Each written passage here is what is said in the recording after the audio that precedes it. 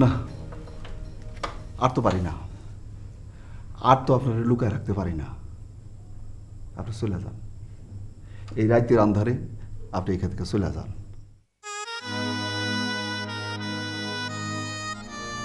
ওই তো এমনভাবে তাকায় থাকলে তো মায়া লাগে। জোর করে যে বাইর করে দিব তাও তো পারি না। কি এক যন্ত্রণার মধ্যে পড়লাম আমি। একদিকে সাহেবের মেয়ে, আরেকদিকে আপনি। আমি এখন কি করি? সাহেব যদি এই সময় না আসতো, আপনার যতদিন খুশি আপনি এখানে থাকতে পারতেন, আমার কোনো অসুবিধা হতো না। আপনি আমার মাপ দেন, এখান থেকে চলে যান। হয়েছে,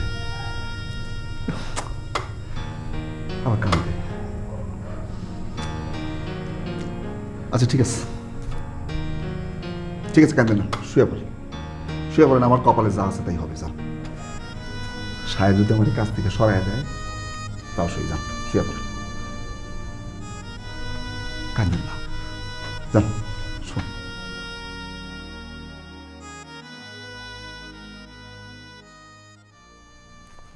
স্যার, স্যার কিছু বলবে? জি স্যার। বলো। হ্যাঁ বলো না।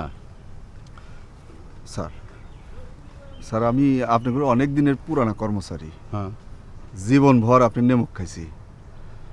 আপনার সঙ্গে নেমুক হারামি করা আমার ঠিক হবে না। মিথ্যা বললে পাপ হবে।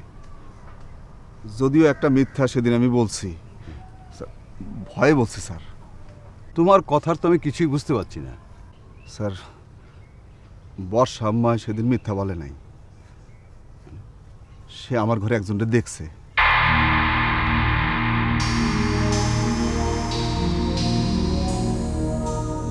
কাকে?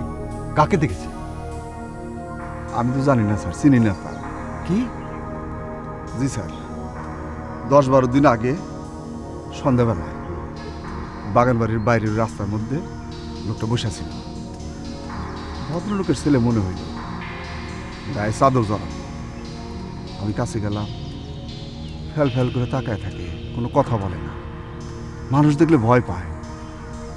চেহারাটা স্যার এমন, দেখলে খুব মায়া লাগে।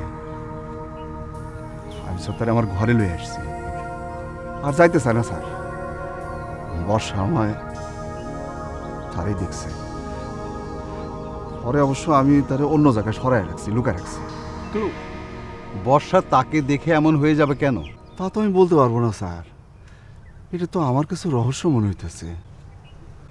জামির সঙ্গে কি ছেলেটির কোনো মিল আছে? শামসুদ্দিন, ছেলেটি এখন কোথায়? স্যার আমার ঘরেই তালা মেরে রাখছি, যাতে বর্ষা আমায় খুঁজে না পায়। চলো তো, চলো দেখি দেখি।